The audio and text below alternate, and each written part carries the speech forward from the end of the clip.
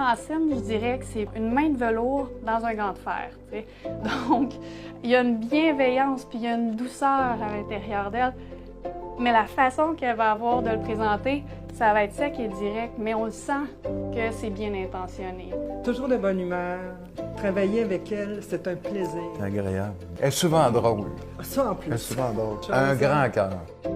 À la base, elle était professeure, puis elle a même fait une maîtrise dans l'éducation, puis elle a toujours été très active, elle a toujours aimé apprendre, faire la différence. C'était vraiment sa passion, c'était l'interaction avec les enfants, puis je pense que c'est ça qu'elle a transporté quand elle est allée en neuropsychologie.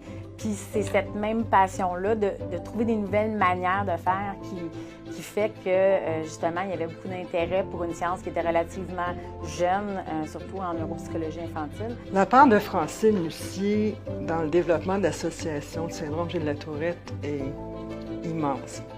On a eu la chance qu'au tout début, quand j'ai créé l'association, Francine faisait justement son doctorat sur le syndrome Gilles Latourette.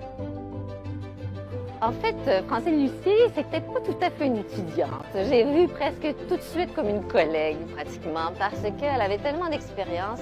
Alors, non seulement elle a étudié les enfants atteints du syndrome de Gilles-Latourette, mais elle a standardisé auprès de centaines d'enfants de niveau scolaire des tests qui n'avaient jamais encore été employés auprès d'une clientèle d'enfants. Le livre de la neuropsychologie de l'enfant, c'est un livre qui est très apprécié du milieu universitaire, donc pour plusieurs cours. C'est un livre obligatoire, mais c'est un livre qui a autant sa renommée ici au Québec qu'outre-mer, en France, en Suisse, en Belgique. C'est vraiment un outil pédagogique où on va vraiment donner des informations sur les différents troubles neurodéveloppementaux, mais que ce soit également au niveau des tests qu'on peut utiliser pour être capable de dépister ce trouble-là.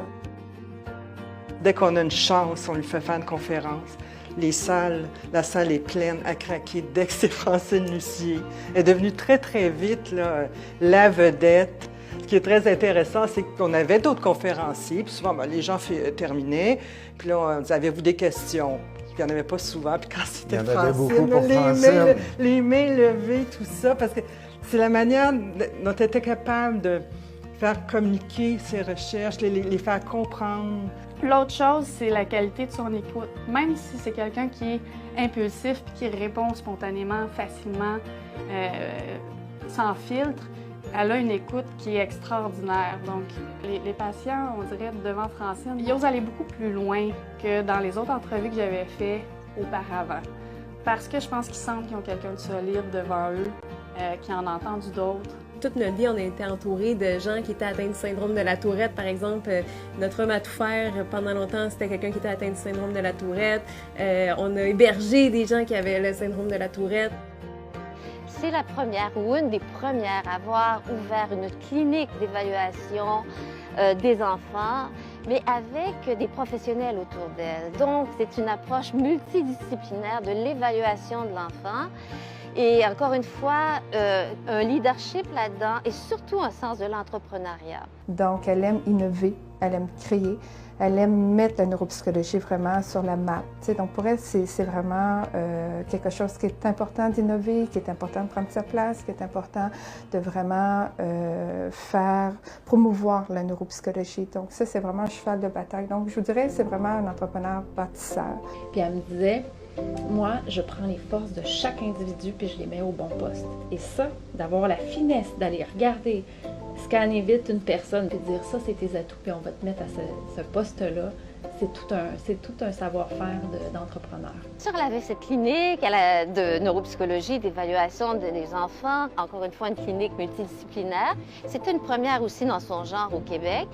Et donc, elle accueillait nos stagiaires de l'Université de Montréal et je pense d'autres universités d'ailleurs à travers le monde. Même si c'était une clinique privée, mais elle organisait des sessions de formation pour nos étudiants, pour nos stagiaires, pour son propre personnel aussi. Donc, elle est toujours restée à la fine pointe des derniers développements en neuropsychologie, mais elle les partageait aussi avec les gens qu'elle supervisait. Elle m'a vraiment amenée à me faire confiance, en fait. Souvent, Francine, elle me répétait, puis elle répétait aussi à ses autres stagiaires, « Vous en savez plus que vous pensez en savoir. » Je dirais, moi, qu'elle m'a apporté de la persévérance parce que je l'ai vu, ça n'a pas toujours été facile, le Sénat, puis il y a eu des hauts et des bas, puis toujours une persévérance et un positivisme à tout rompre. Francine je pense qu'elle est très anticonformiste aussi, puis je trouve que c'est cool pour ça qu'elle reçoive le prix de l'Ordre des psychologues parce qu'elle n'a jamais fité dans aucune institution. Je trouve que c'est beau qu'une institution comme l'Ordre la reconnaisse. C'est un modèle extraordinaire à suivre, en fait. C'était une pionnière là-dedans. Et je crois que ça a marqué une grande génération de nos jeunes neuropsychologues.